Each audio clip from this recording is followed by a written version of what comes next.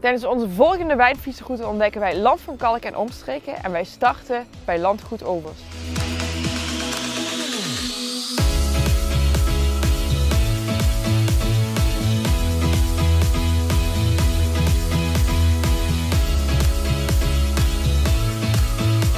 Ruud, Landgoed Overs, hoe lang bestaat dat al?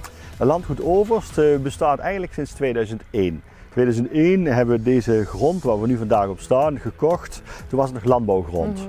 En we hebben het omgeturnd naar een officieel erkend landgoed en dat is 2003. Dat is ook het jaar geweest waarin de druiven aangeplant zijn en het bos wat je daarachter ziet, dat was toen allemaal nog van hele kleine boompjes. En dat is nu in 15, 16 jaar eigenlijk uitgegroeid tot wat het nu is. En het wijngoed zelf is ook uitgegroeid, als ik het goed begrepen heb. Want er zijn wat stokjes bijgekomen in de afgelopen we zijn ooit begonnen met een kleiner gedeelte. Eigenlijk het stukje aan de rechterkant plus 4 rijtjes aan deze kant. Dat is het oude gedeelte. Daarna hebben wij een keer bijgeplant. Dat is het achterste gedeelte tot aan de snelweg. En als allerlaatste helemaal onder, maar dat kun je nu niet zien. Daar is ook nog een kleine hectare bijgeplant. En het totaal is nu 3 hectare. En hoe komt het dat jij de wijn bent ingerold? Want volgens mij zat jij van tevoren in een nogal andere sector. Wij hadden inderdaad een hele andere sector. Ik kom eigenlijk uit de supermarktwereld, dus dat is totaal anders. Maar goed, mijn schoonvader heeft destijds eigenlijk deze wijngaard gestart. Eigenlijk op het moment dat wij de supermarkt overgenomen hadden. Maar hij is in 2005 plotseling overleden. En toen stonden we eigenlijk voor de keuze, gaan we het verkopen of gaan we ermee door? Eigenlijk konden wij er niet mee doorgaan, we hadden geen tijd. Maar het geeft zoveel ontspanning en zoveel plezier dat we toch zoiets hadden van we houden het erbij. Een aantal oud-collega's van mijn schoonvader die helpen vandaag de dag ook nog steeds mee in de wijngaard. En die hebben het zeker die eerste paar jaar overeind gehouden en nu doen we het met z'n allen. En ik geniet er nog elke dag van. Maar de wijnen die er hier gemaakt worden, die zijn wel te koop in de supermarkt? Die zijn onder andere ook te koop in de supermarkt, ja. En dat vind ik nog steeds heel erg leuk.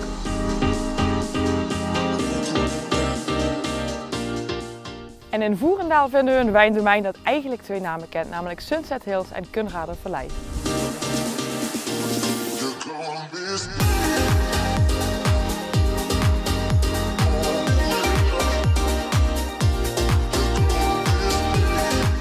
Deze locatie staat bekend als de Kunrader Vallei en de Sunset Valley. Hoe zit dat precies? Mijn vriend en zijn oom hebben het ongeveer december 2019 hebben ze gekocht. Omdat zij eigenlijk agrarische boeren zijn, hadden zij niet heel gek veel verstand van wijnverbouwen. Dus ze hebben gezegd, nou dan houden we het een paar jaar in coöperatie met de oud-eigenaar. En sindsdien doen we eigenlijk gewoon het verbouwen van de druiven en het maken van de wijngeur bij een andere locatie. En dus zijn de kosten en de opbrengsten delen we door 2, zodat iedereen gewoon zijn eigen partij wijn krijgt. En die verkopen we allebei. Ik heb begrepen dat jullie hier voornamelijk met de nieuwe rassen druiven werken. Waarom hebben jullie die keuze gemaakt? Die keuze is dus niet door ons gemaakt, dit is toentertijd door de oud-eigenaar gemaakt. Maar op basis van de wijnen die wij van hem geproefd hebben door de jaren heen, vinden wij de wijnen dermate lekker dat we gewoon deze wijnrassen gaan voortzetten. En welke wijnrassen zijn dat dan precies? We hebben er 3. We hebben de Solaris druif, de Johanniter druif en de Cabernet Cortés druif. En de wijnen zelf, zijn die ook hier op locatie te kopen of moeten we daar ergens anders voor zijn? Nee, voor de wijnen allemaal hier kopen. Onze volgende stop is Wijndomein Stokkum met een prachtige wijngaarde met uitzicht over het Gulpdal en een prachtige wijnmakerij en dit château.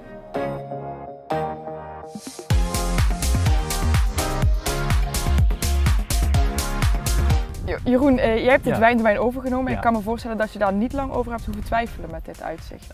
Nou, het uitzicht is geweldig, dat is een ding dat zeker is. Nee, we hebben wel een beetje getwijfeld.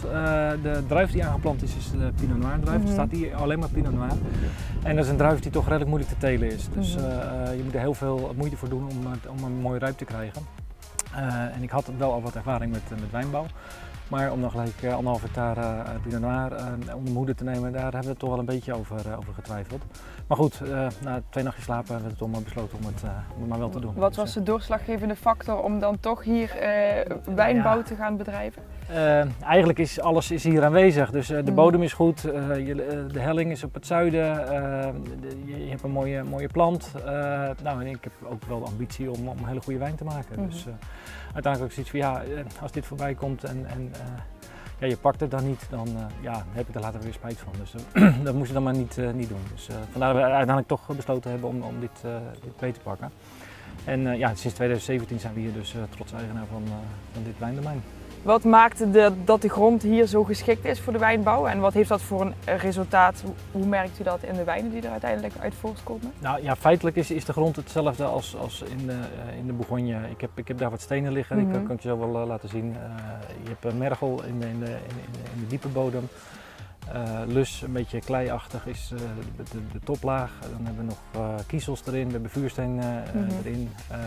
Nou, we hebben hier op een helling, halverwege de Keutenberg, zeg maar, dan de zuidhelling van de Keutenberg, op het zuiden. Dus ja, en het klimaat verandert een beetje in onze richting, zou ik maar zeggen. Dus het wordt hier warmer en het wordt in andere gebieden een beetje te warm voor wijnbouw. Dus ja, al met al zou het de ideale omgeving moeten zijn voor deze druif in ieder geval. Dus ja, het kost moeite, maar je zou er wat moois van moeten kunnen maken. Dan heb je ook wat. Ja. En de wijnen worden gemaakt op een kasteeltje in Wijnlandschade. Ja.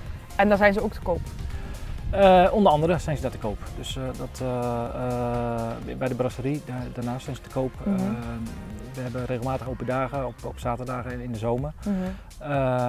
In september hebben we een open dag hier in de wijngaard zelf. Dan kunnen mensen hier ook van het uitzicht genieten.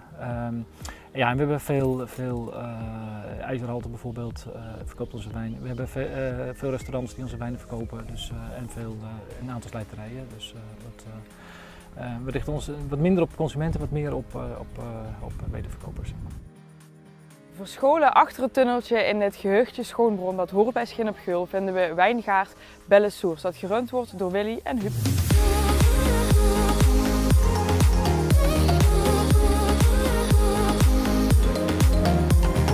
Willy, hoe lang bestaat wijngoed Belle Source al?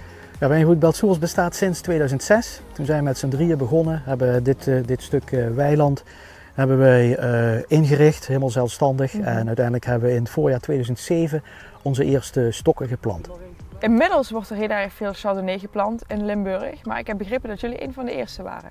Ja, wij denken zelfs dat wij de eerste waren. We hebben bewust gekozen voor de traditionele druivenrassen, omdat wij goede wijnen wilden maken, al eigenlijk aan het begin. En in 2006 was de wijnbouw in Limburg was nog op een veel lager niveau en volume zoals dat nu is. En we zien inderdaad dat velen gevolgd zijn. En we hadden eigenlijk vrij snel, dat wil zeggen toen we wijn konden maken, na een jaar of 4 hadden we eigenlijk al meteen de wijn die wij wilden hebben. Die paste in de eikenhouten vaten, die ook gretig aftrek nam en ja, die het product is wat wij graag willen maken. En al dat werk doen jullie naast een gewone baan. Het is eigenlijk een beetje een hobby. Ja. Het is een beetje uit de kluiten gewassen hobby geworden inderdaad voor ons. Dus we hebben drukke banen, we hebben niet te klagen, maar juist dit is een prachtige uitlaatklep om na de drukke werk, om hier gewoon arbeid te verrichten en het hoofd leeg te maken. Het voelt niet echt als een verplichting om hier na te werken nog eventjes langs te komen? Nee, het is meer dat je denkt van nou ik wil naar mijn wijngaard. Het is andersom.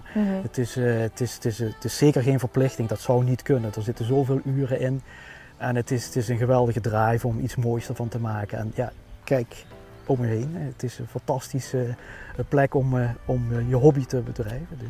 En als mensen de wijnen willen proeven van Belle Source, waar kunnen we ze dan het beste naartoe sturen? Waar kunnen ze de flessen kopen of de wijnen proeven?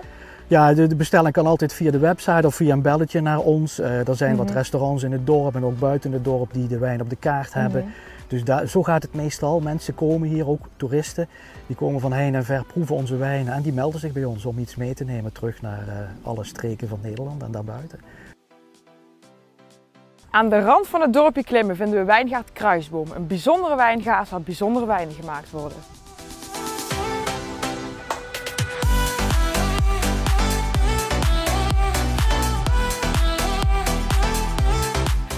Albert, wat is er zo bijzonder aan het stukje land waarop wijngaard Kruisboom gelegen is? Punt 1, het is gewoon een stuk land dat is geërfd door mijn vrouw. Het is toch een stuk erfenis van mijn vrouw, waar een stukje emotioneel dingen in zit.